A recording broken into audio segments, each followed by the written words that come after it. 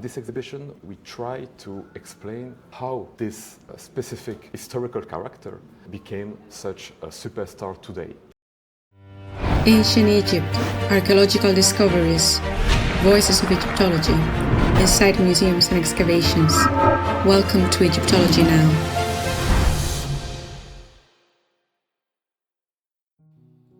I came to Liège to meet Dr. Nicolas Amoroso and talk about Cleopatra Superstar, an exhibition exploring how the historical Cleopatra became the cultural icon we know today.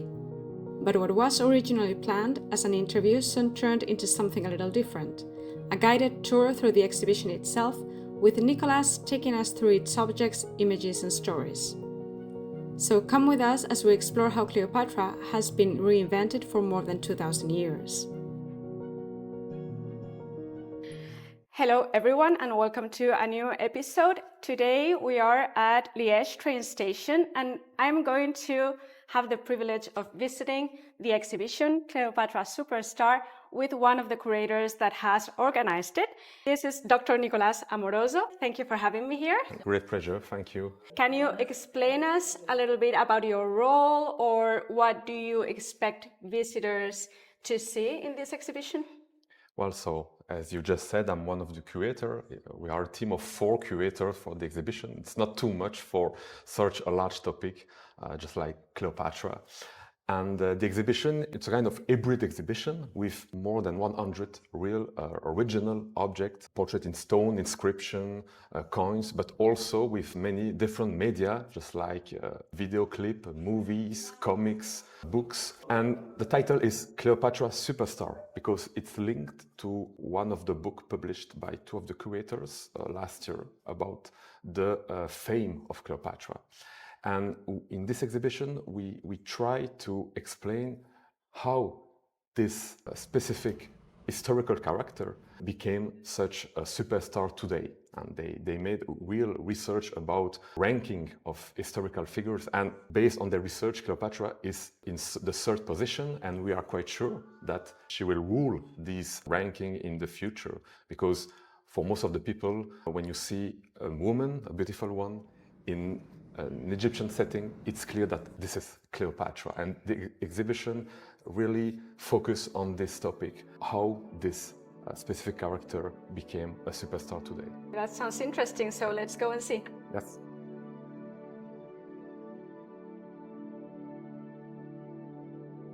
We wanted to start with an impressive artwork, and we have this first statue, which is from the Museum of Marseille, and it's of course representation of Cleopatra, the death of Cleopatra from the 19th century, made by a French artist, Daniel du Locle. And it's interesting because we wanted to start with the end of the story, with the death of Cleopatra, and here you can recognize her because of course it's a beautiful woman, half naked. There is the snake, and also you can read some hieroglyphs in the base of the statue. So there is some Egyptian element, and you can see that here in this sculpture, it does not seem that she is dying. There is no expression. And what is important here is that the first version of the statue was in plaster. It was exhibited in Paris, and then the artist made a bronze version of the sculpture, and it was exhibited with a small text from Plutarch. We can speak here about what we know about Cleopatra, and the death scene is described by Plutarch. The snake, which was hidden inside this basket with fruits, and it all starts with this text, because we do not have any biography of Cleopatra. We only have text from Greco-Roman period, which are not specifically dedicated to Cleopatra. So to tell the real story of Cleopatra, you need to go to read beyond the lines and to try to use also all the new data from coins, from archaeological evidence. And we start with this sculpture because the death of Cleopatra is one of the main topics in the story of art, in sculpture and also in painting.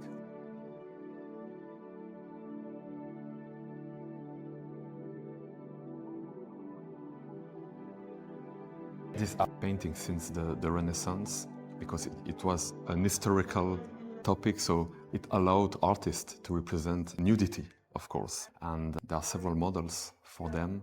So she was depicted just like a Venus, a naked Venus, with the snake, because here we are talking about, again, the death of Cleopatra. And we built this room just like a kind of a dream room with all these paintings, which are replicas from 40 representations of the death of Cleopatra from the 15th century until the 19th century.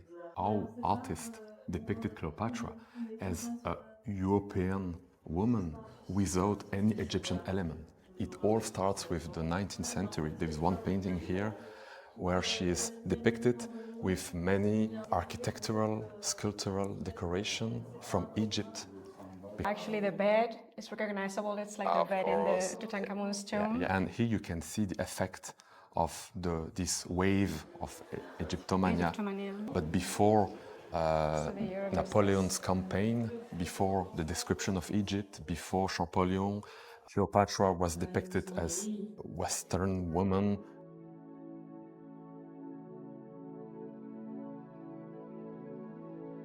Here we just walk through what we call the time corridor, and we are back in antiquity, and we start with Alexander the Great, from a myth to another. The three heads that you can see here are from our collection. We have this beautiful one of Arsinoe II. This one, which is really interesting, it's in a green stone from Egypt, serpentinate stone, showing a real portrait of probably Ptolemy the 10th or 11th, we are not sure. But you need, I think, to help people to understand that this was part of a statue which was broken, and also give them explanations about who were the Ptolemies. For smaller museums which are trying to get more visitors, sometimes it's not easy to present artworks which are really interesting and quite rare.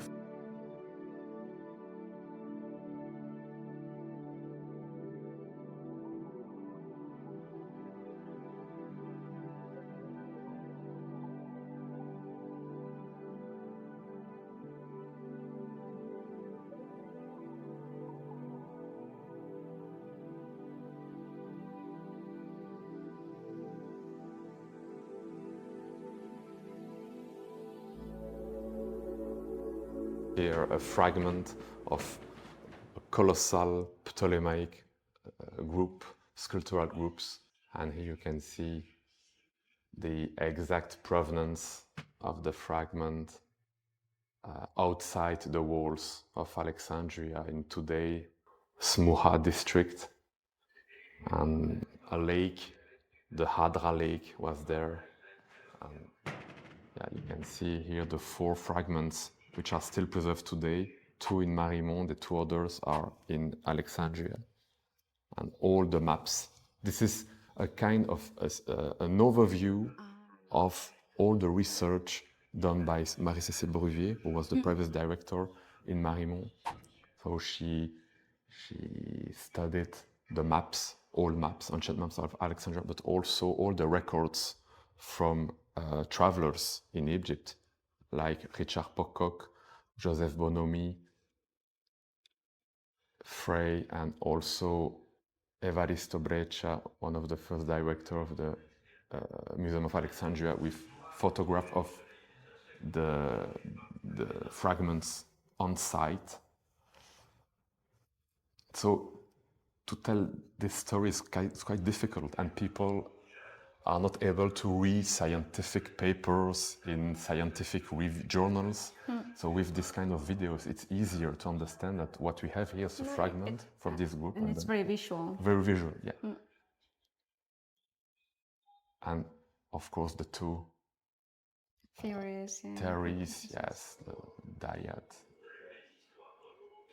and could possibly represent a queen as Isis with a king associated to with the Hem crown, could be Caesarion.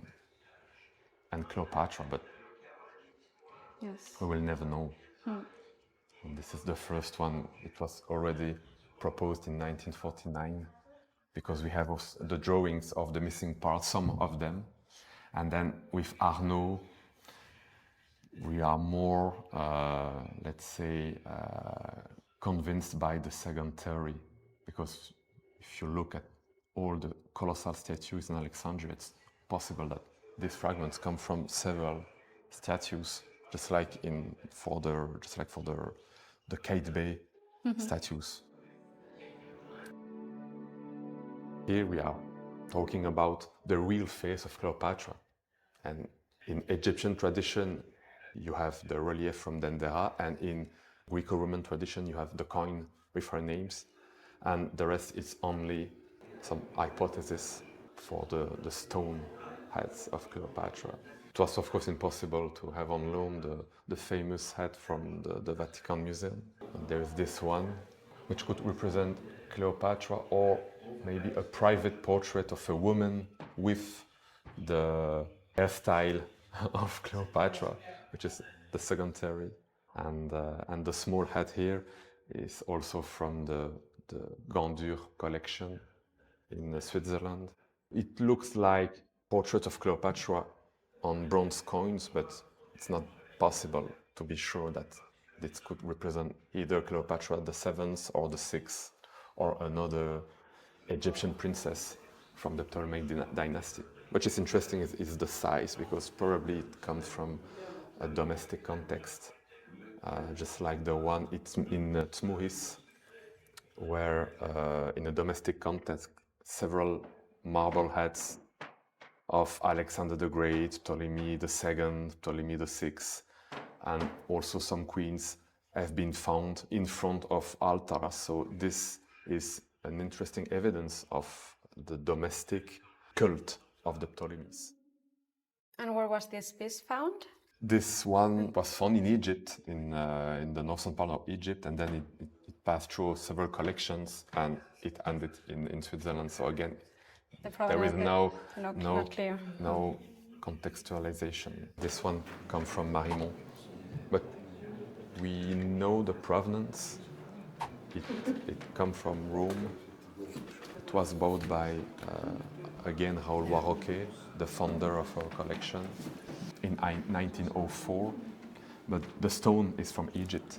So it could be a depiction of Isis in Egyptian style from the Roman period, or a depiction of a Ptolemaic queen with the dress of Isis, because this sculpture is really close to other statues which are now still in Greco-Roman Museum of Alexandria. And it's important to also show to the visitors that this story about the new Isis, if you have a look at the famous movie with Liz Taylor, you can see her dress with the wings of Isis in a golden dress. Yeah. But I think that the dress of Isis was this kind of dress in antiquity, so this could be a better depiction. And it's also interesting to see that this dress during the Roman period was the one for all the depiction of Isis, just like the small bronze figurines, which could come from a small domestic shrine of a Roman house. So come from the link between Isis and the queens, and then it was only linked to the Roman Isis on coins, oil lamps, bronze figurines, marble statues, the famous Isaac knot.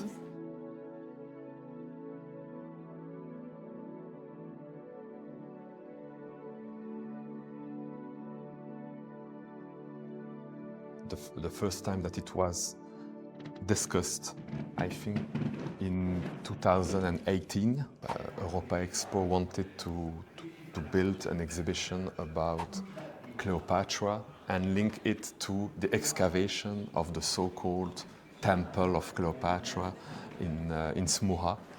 So it started in 2018, and then in 2024, Europa Expo asked Marie-Cécile if she was still ready to present the exhibition, but she retired in 2018, so she asked me And they organized a meeting during the summer of 2024 with also Dimitri Labourie, who is the Egyptologist from the University of Liège.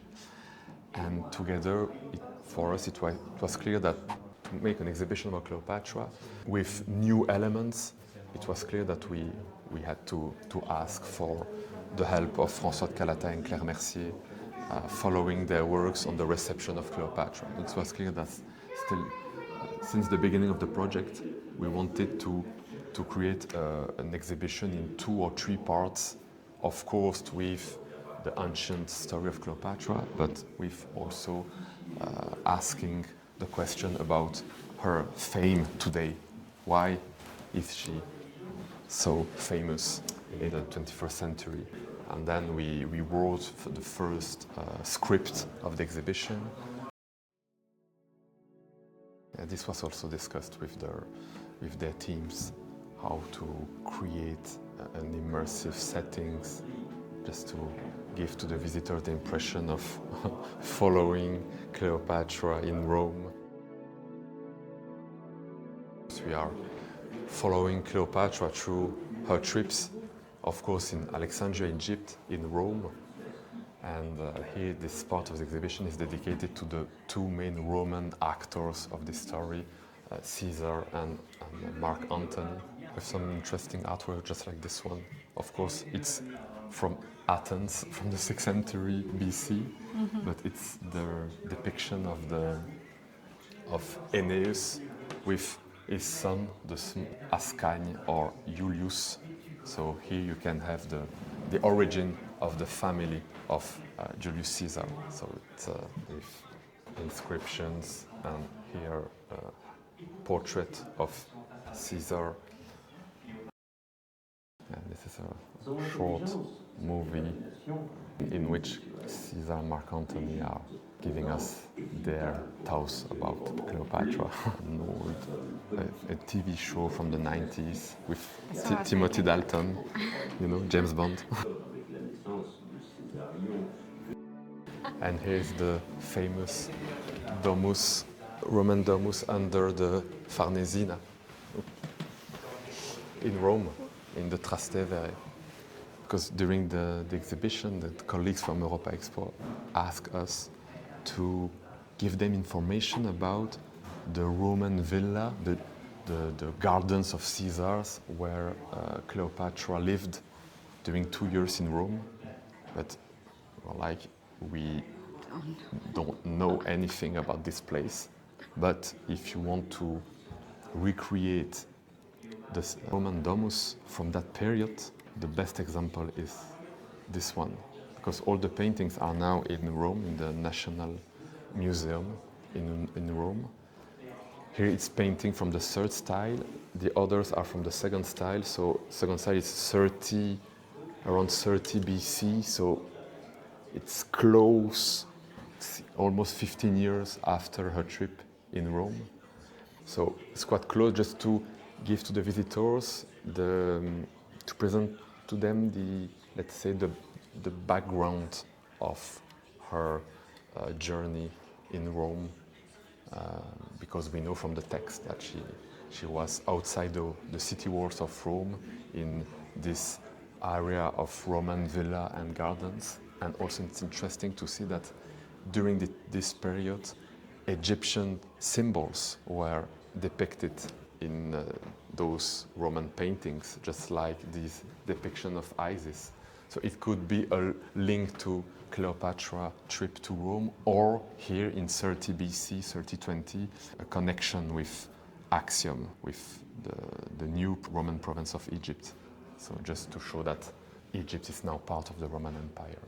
These settings are very impressive. They really give you the feeling that you're inside of a villa or a house. We work with the museum, so they give the high quality images of all the paintings from the villa. It's 1-on-1 scale. It was impossible to have the original one on loan. It's the famous Venus de l'Esquilin in French, which was found in this hill in Rome. And it is known as a possible representation of Cleopatra as Aphrodite or Venus, with the same Of course, hairstyle as the one which we've seen on coins. There is also a vase with a snake. Where is the snake? I don't see it now. Yeah. Ah, okay. Yeah, it's more easy to recognize the snake on the original one. It's in the Capitoline Museum, and it came from a Roman garden, and it could be a marble copy of the statue of Venus with the head of Cleopatra, which Caesar placed inside the temple of Venus in Rome.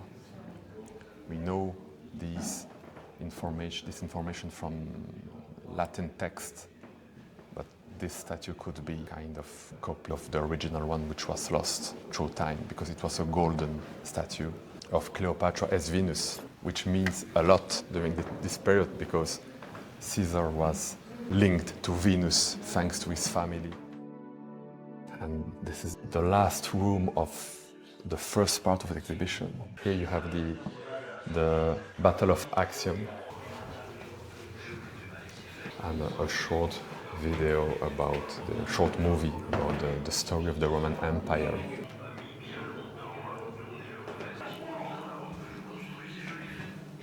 You can listen to Octavius Augustus talking about Cleopatra. Avec la chute de Cléopâtre, l'Égypte devient une province impériale. Here you have also a short movie explaining the Battle of Actium, and as a result, the Egyptian artworks taken by the Romans, just like obelisks, but also Sphinx for Temple of Isis in Rome. So at the end, Egypt was integrated to the Roman Empire, but in the same time, the cults of Egyptian gods spread through the Roman world. Here you have a real Sphinx statue from the Ptolemaic period.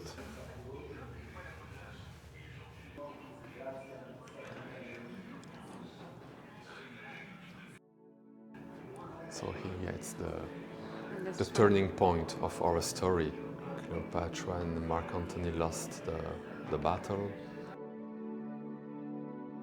So here's the beginning of the second part of the exhibition, which is smaller than the first one. Yeah, a new time corridor. Here we try to explain the link between Plutarch and Shakespeare and all these dark legend of Cleopatra, thanks to the Roman text, especially the one from the period of Augustus, which were translated through times, and they had a huge impact on the depiction of Cleopatra with the words, then in the theater, and here we also, just like in the first part of the exhibition, we are now during the end of the 18th century, and this room is dedicated to the Egyptomania following the campaign of Napoleon.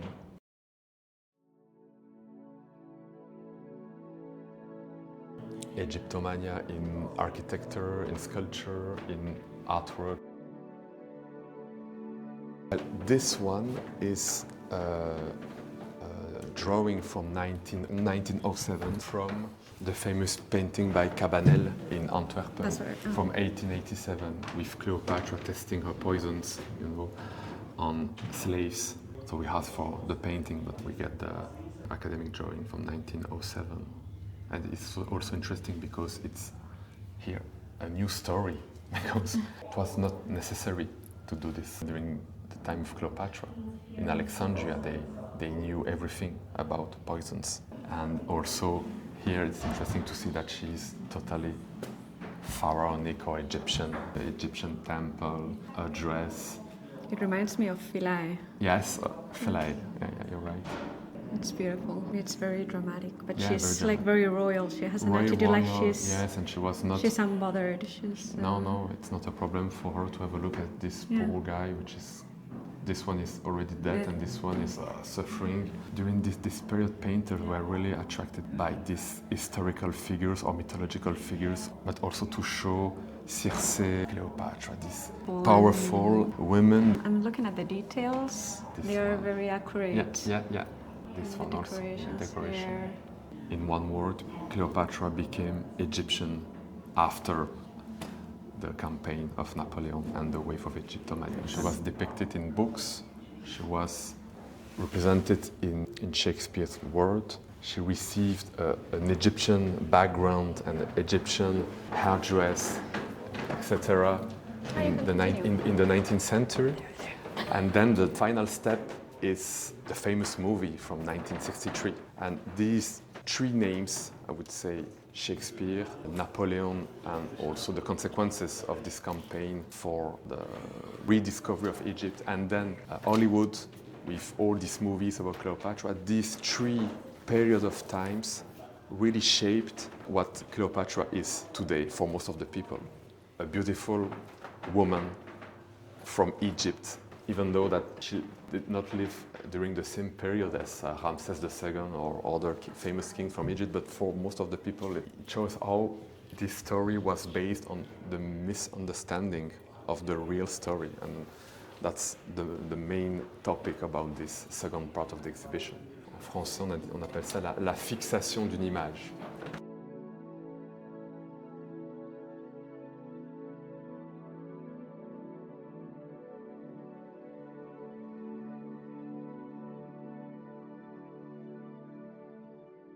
These objects were bought by Europa Expo for the exhibition, with the idea to make a touring exhibition with their own collection. They are mainly from the 19th or beginning of the 20th century.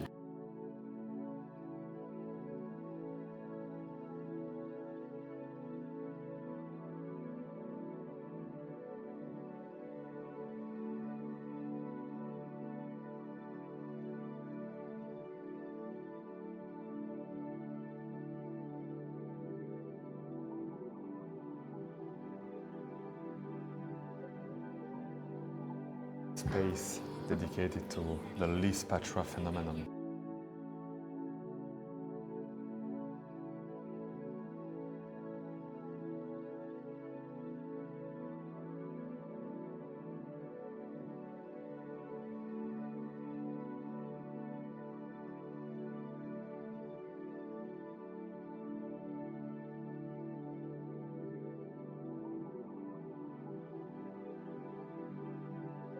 This movie, Cleopatra, became known worldwide, and the influence of the movie was, and is still, important today.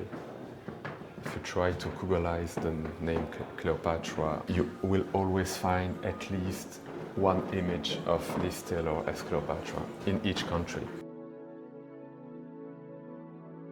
And here we are in the third part of the exhibition, which is dedicated to the reception of Cleopatra today and to help the visitor to understand this very huge phenomenon. We decided to divide the faces of Cleopatra, the characteristics of the modern Cleopatra, in three types: the strong woman, the femme fatale, and the playful princess, which is a more recent idea of Cleopatra. But it's also possible that in some media, these three aspects of Cleopatra are put together. For example, in music's video clips. So you have, again, for example, the depiction of the snake through time, beginning with Boccace, which is one of the first depiction at the end of the medieval period. And then you can see how the snake is sometimes very big, just like a dragon here in the 17th century in this painting by Claude Vignon, or sometimes really, really small. And you can also have a timeline to understand the transformation of her image across the centuries, and also other depictions of Cleopatra, which are not really known today.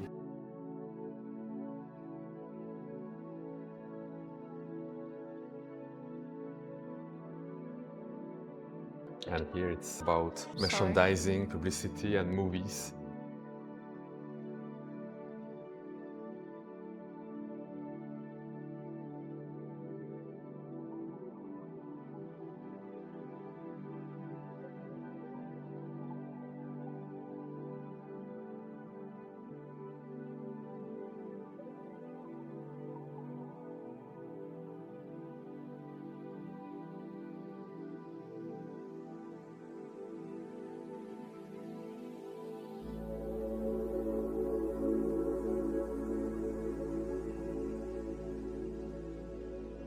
exhibition ends with a question.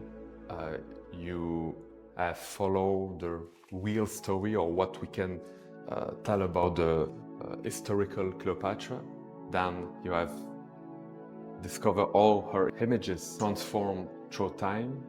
Today she's a superstar, but she's a superstar like this, not like she was during antiquity. So I think that if on one day, I don't know, more inscription or more text about the real Cleopatra, I think that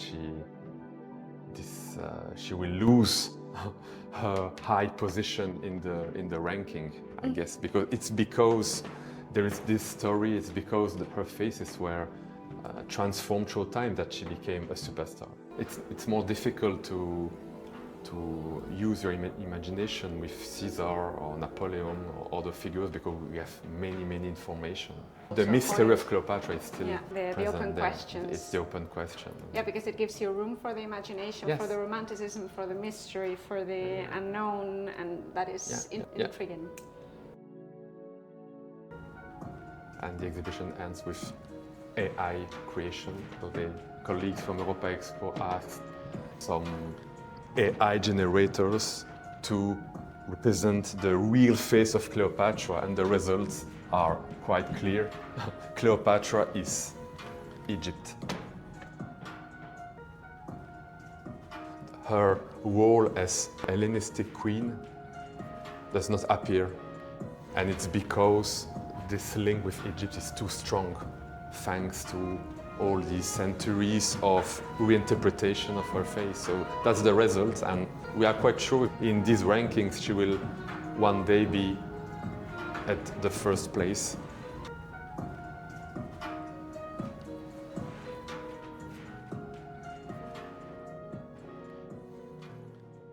And that brings us to the end of our visit to Cleopatra Superstar. From the search for the historical Cleopatra and the few traces she left behind, to Roman propaganda, Egyptomania, Hollywood and popular culture. This exhibition shows how many different Cleopatras have been created over more than 2,000 years. A huge thank you to Dr. Nicolas Amoroso for guiding us through the exhibition and sharing the ideas and stories behind it. And now, I'd love to hear from you.